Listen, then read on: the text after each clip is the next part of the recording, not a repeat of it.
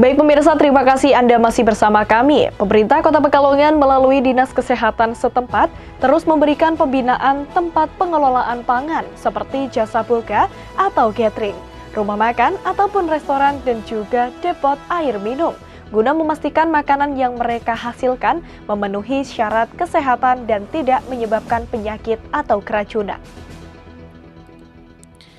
Pemerintah Kota Pekalongan melalui Dinas Kesehatan setempat terus memberikan pembinaan tempat pengelola pangan seperti jasa boga atau catering, rumah makan atau restoran dan depot air minum guna memastikan makanan yang mereka hasilkan memenuhi syarat kesehatan dan tidak menyebabkan penyakit atau keracunan.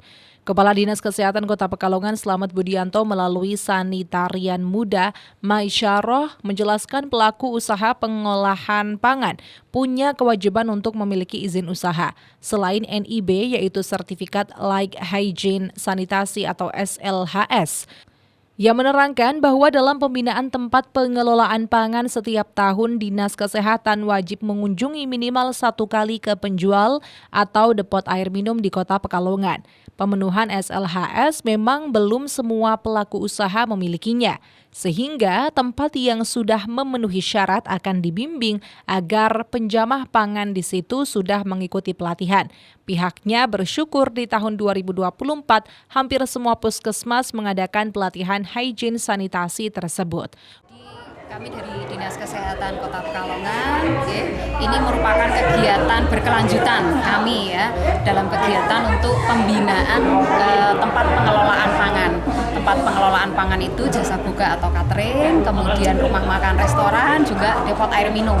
Jadi untuk pelaku usaha siap saji yang tadi saya sebutkan, itu mereka punya kewajiban untuk memiliki izin usaha selain NIB itu yang namanya dengan SLHS, Sertifikat Like Hygiene Sanitasi. Nah, di mana untuk bisa memiliki SLHS ini pelaku usaha ada beberapa kewajiban yang harus dipenuhi. Yang pertama, untuk penjamah pangannya harus sudah tersertifikasi terlebih dahulu. Nah, artinya berarti mereka harus mengikuti kegiatan pelatihan atau penyuluhan hygiene sanitasi pangan. Yang nantinya setelah mengikuti pelatihan, mereka akan mendapatkan sertifikat yang disebut dengan SPKP, Sertifikat Penyuluhan Keamanan Pangan. Nah, persyaratan lanjutannya adalah harus ada pemenuhan persyaratan kesehatan dari sisi tempatnya. Nah, maka dari itu setelah pelaku usaha memenuhi persyaratan-persyaratan tadi, ya kita dari Dinas Kesehatan dan Puskesmas yang membina wilayah itu akan mengadakan visitasi atau kunjungan untuk melihat langsung.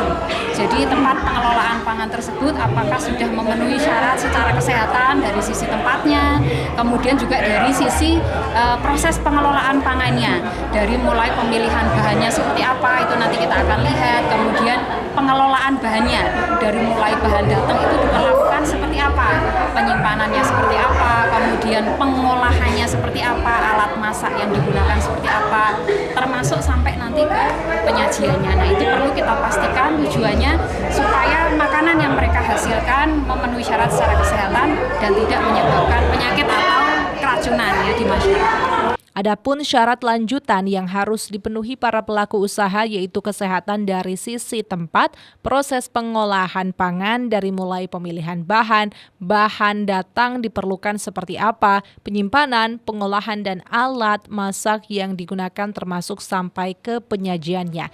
Irfa Febriani, Batik TV melaporkan.